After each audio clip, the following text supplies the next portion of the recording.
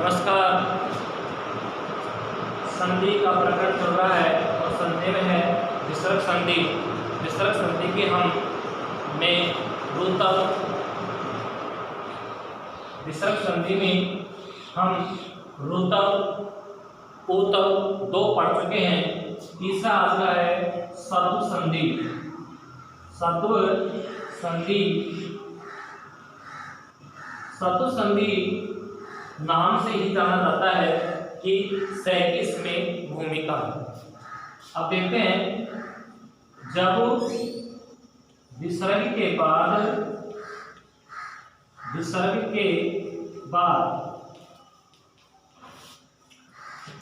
छ आए, विसर्ग के बाद छ आए तो से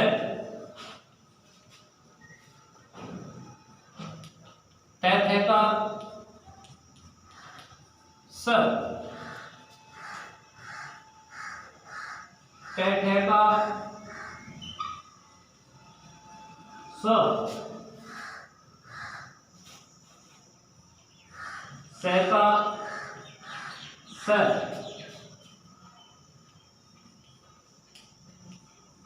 से का स, से का स हो जाता है। विसर्ग के बाद में छ आए तो देखिए, जैसे हमने यहां लिखा राम है धन चल, विसर्ग के बाद में क्या आ रहा है छ, तो विसर्ग के स्थान क्या कर देंगे से, और इसको हम आधा कैसे लिखते हैं, आधा इस प्रकार से, तो ये हो जाएगा आपका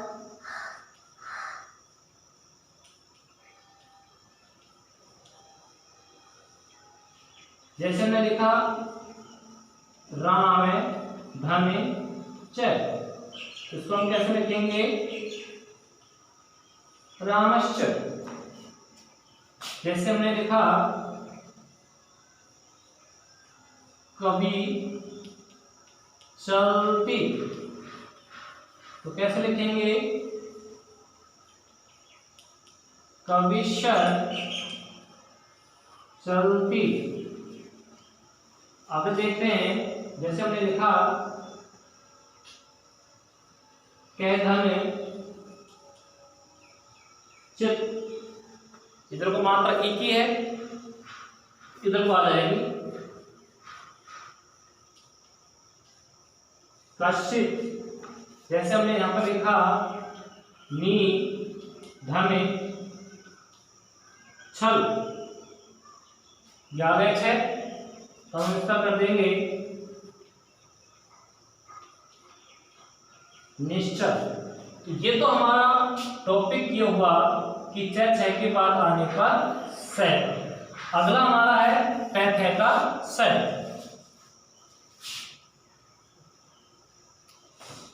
थे का से,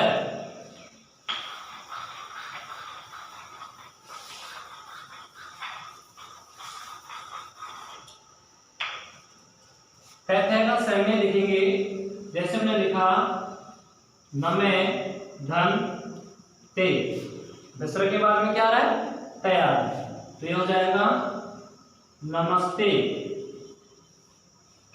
नमस्ते। तो जैसे हमने लिखा हरि धने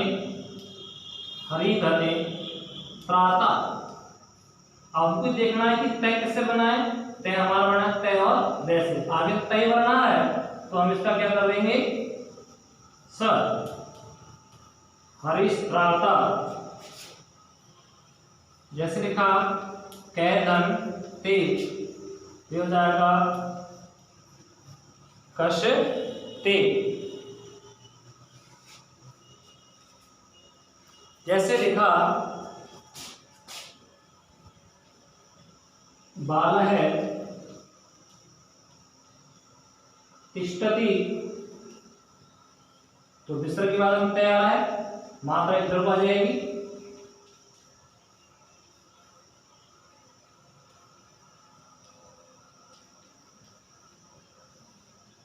बालः तिष्ठति। जैसे लिखा हमने बाला तरंती, तो ये बन जाएगा बाला तरंत। अगला है, इसके बाद में टैठ का हम सह करते हैं। जैसे हमने यहां पर लिखा धनु धने टंका, तो विसर्ग के बाद में आ रहा है टै। टै का प्रयोग क्या करते हैं इसके स्थान पर? स।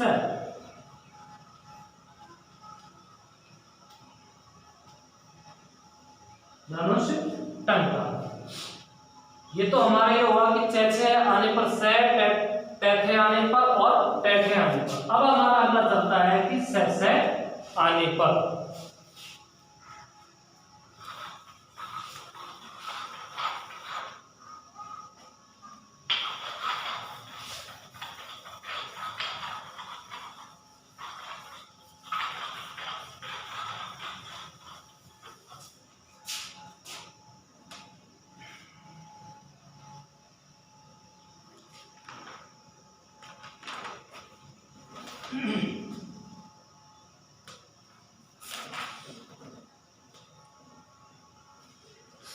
जैसे लिखा हमने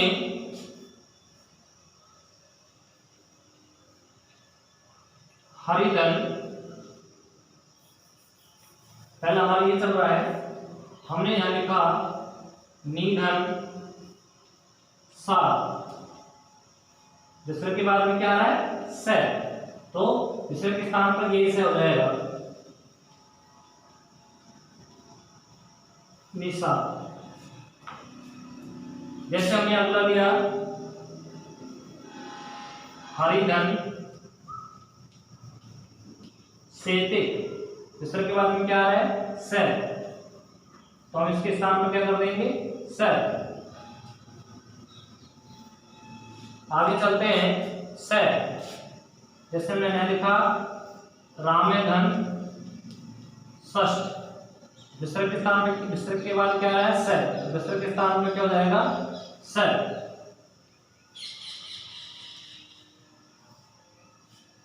तो इस प्रकार से ये तीन एग्जाम्पल हो गए कि विसर्ग के बाद में से आए तो से करना है, विसर्ग के बाद में ये से आए तो ये से करना है, और विसर्ग के बाद में ये से आए तो ये से करना है। और इसमें शब्द संधि के अंतर्गत तो कुछ भी नहीं है।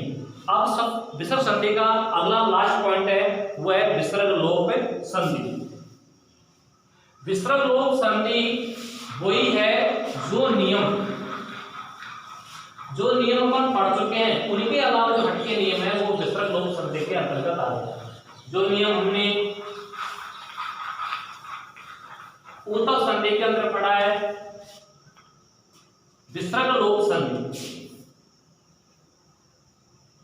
विसर्ग लोप संधि। विसर्ग लोप संधि के अंतर्गत वही नियम आएंगे जो ऊतक, रुतक और सत्व, इन तीनों से जो परे है यानी हट करके है, वो विसर्ग लोप संधि के अंतर्गत आ जाए। इसका नियम नंबर है फर्स्ट। तीन नियम इसके। तो फर्स्ट नियम हमारा यह कहता है, यदि विसर्ग से पहले आहो तथा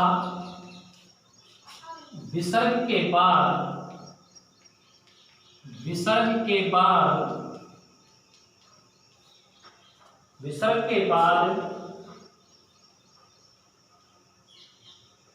तीसरा, चौथा, पांचवा अक्षर तथा य, रे, ले, वे, है, तथा कोई भी स्वर हो, कोई भी स्वर हो तो विसर्ग का लोप हो जाता है। विसर्ग से पहले आ हो, विसर्ग से पहले क्या हो, आ हो, तथा विसर्ग के बाद तीसरा, चौथा, पांचवा अक्षर तथा गैर लव्य और कोई भी स्वर हो। ठीक है। और उत संधि का नियम क्या था कि विसर्ग से पहले ए हो और इसमें क्या है, आ हो, हटके हुआ न से। तो अब हम इसका पहला एग्जांपल लेते हैं। जैसे हमने लिखा बाला अत, विसर्ग से पहले आ है, इधर को स्वर में आ गया तो विसर्ग का लोप हो जाएगा बाला अत्र। जैसे लिखा राम गच्छति, तो क्या लिखेंगे, सॉरी,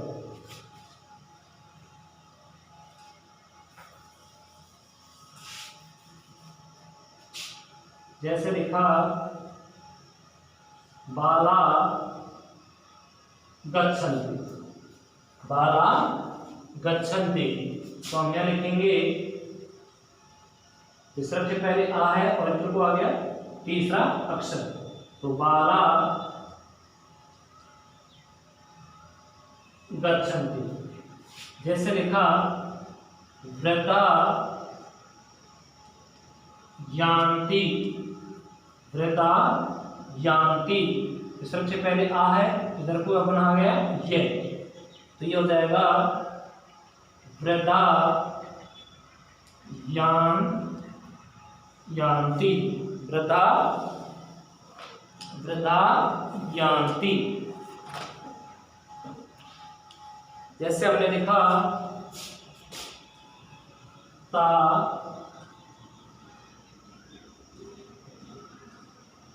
गच्छन्ति, सॉरी, ता के विसर्ग, तो विसर्ग से पहले क्या है, आ, इधर को आ गया तीसरा वर्ण, तो ये हो जाएगा ता गच्छन्ति, ता गच्छन्ति। अगला लिखा हमने बाला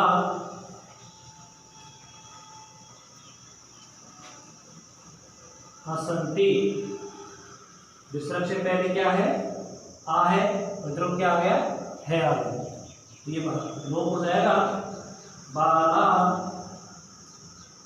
हसन्ति। तो ये हमारे विसर्ग संधि का पहला नियम, विसर्ग लोप संधि का पहला नियम हुआ। यदि विसर्ग से पहले आ हो तथा विसर्ग के बाद तीसरा, चौथा, पांचवा अक्षर गैर लव्य हो तो विसर्ग का क्या हो जाएगा, लोप। जैसे विसर्ग से पहले क्या है, आ, आगे यहाँ पे आ गया स्वर, लोप हो गया। विसर्ग से पहले क्या है, आ, यहाँ पे क्या आ गया, गए, तीसरा अक्षर। विसर्ग से पहले क्या है, आ, इधर क्या है, ये, विसर्ग का लोप हो गया। विसर्ग से पहले क्या है, आ, विसर्ग बाद में कौन सा है, तीसरा अक्षर है, लोप हो गया। विसर्ग से पहले क्या है, आ, विसर्ग बाद में क्या है, विसर्ग का लोप हो गया। अब है विसर्ग संधि का दूसरा है नियम। दूसरा नियम यह है कि विसर्ग से पहले ए हो और विसर्ग के बाद ए को छोड़कर कोई भी स्वर हो तो विसर्ग का क्या हो जाता है, लोप हो जाता है। विसर्ग का क्या हो जाता है, लोप हो जाता है।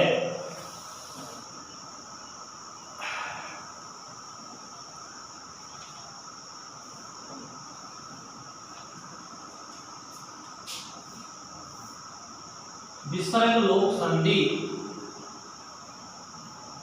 विसर्ग लोप संधि और नियम नंबर है 2। दो नियम ये कहता है यदि विसर्ग से पहले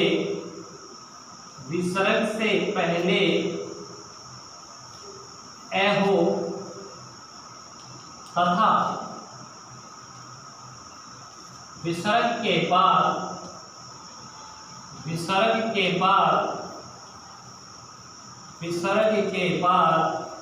ए को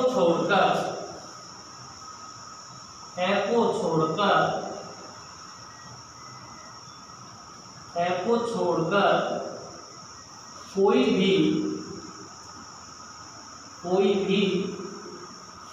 स्वर हो तो विसर्ग का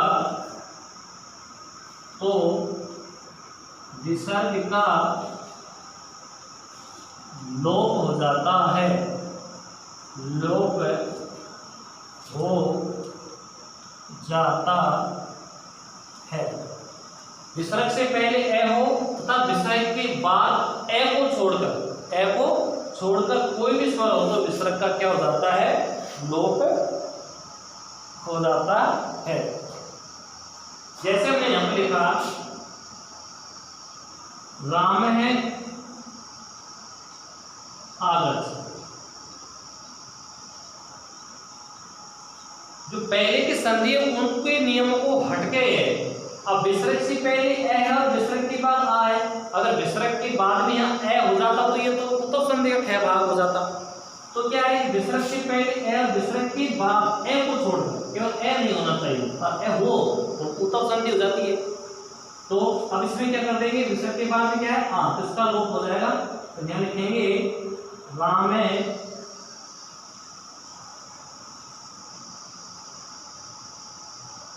आगच्छ। जैसे हमने लिखा अतः धन ए, तो विसर्ग से पहले ए है, विसर्ग के बाद क्या है, ए तो नहीं है, ए को छोड़कर ये आ गया। तो अतएव क्या गया, अतएव। जैसे लिखा बालय इच्छति, बालय इच्छति, विसर्ग से पहले ए है, विसर्ग के बाद ए को छोड़कर, ए तो नहीं है, ई है।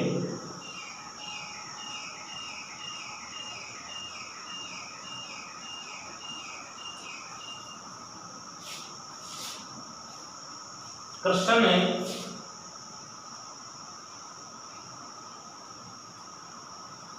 इति, विसर्ग से पहले क्या है, ए, और विसर्ग के बाद में क्या है, ए को छोड़कर ई है। कृष्ण इति।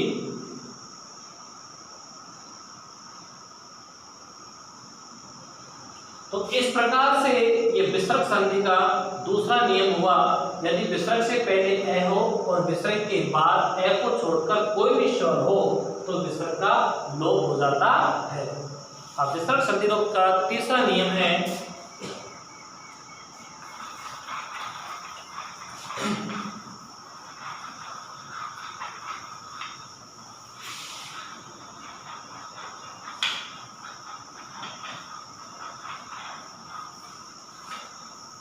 नियम नंबर 3।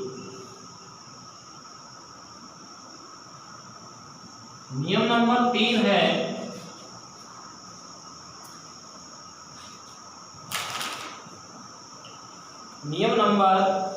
3 है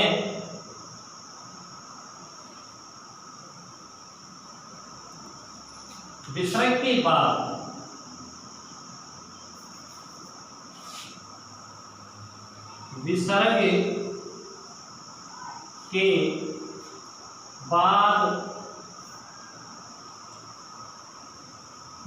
रह हो, विसर्ग के बाद क्या हो, रह हो,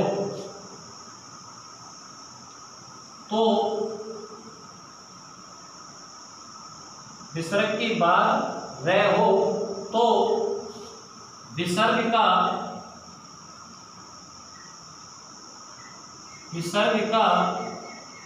लोप हो जाता है।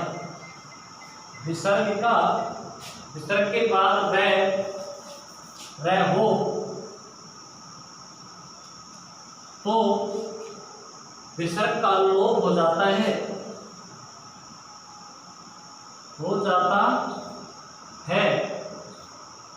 तथा विसर्ग से पूर्व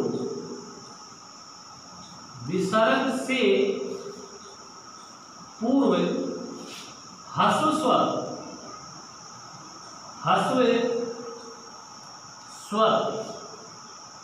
का दीर्घ स्वर हो जाता है, दीर्घ स्वर हो जाता है। यदि विसर्ग के बाद रह हो तो विसर्ग का लोप हो जाता है, इसमें तो कोई संदेह नहीं है। आगे बात आती है विसर्ग से पूर्व ह्रस्व स्वर का दीर्घ स्वर हो जाता है। ये आपके पास समझने योग्य है। जैसे हमने लिखा फॉर एग्जाम्पल, कवि रचयति। चलो ठीक है, परिभाषा पढ़ सकते हैं। विसर्ग के बाद रह हो, बिल्कुल राइट, विसर्ग के बाद रह आ गया। विसर्ग का लोप हो जाएगा, बिल्कुल हम विसर्ग का लोप कर देंगे। विसर्ग का लोप चलो कर दिया। आगे विसर्ग से पूर्व आगे ह्रस्व स्वर, बिल्कुल छोटा है, ई छोटी ही है, तो दीर्घ स्वर हो जाएगा, ई हो जाएगा।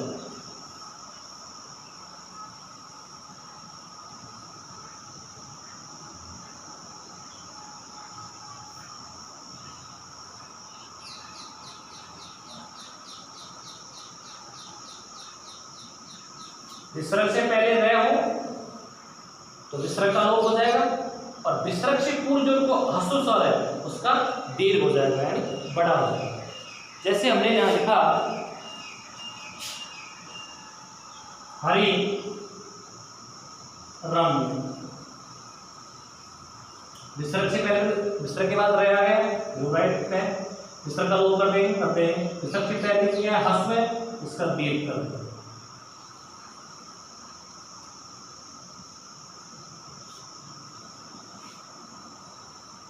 जैसे लिखा शंभु राजते, विसर्ग से बाद में रह है तो विसर्ग का लोप हो जाएगा। इधर को देखो ह्रस्व उ है तो इसका उ हो जाएगा।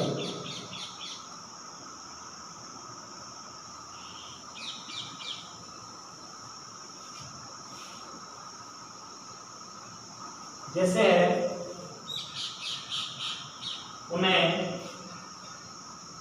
नमते, विसर्ग के बाद रह है, विसर्ग का लोप कर देंगे। विसर्ग से पहले क्या है, ए है, इसका दीर्घ क्या होगा, आ।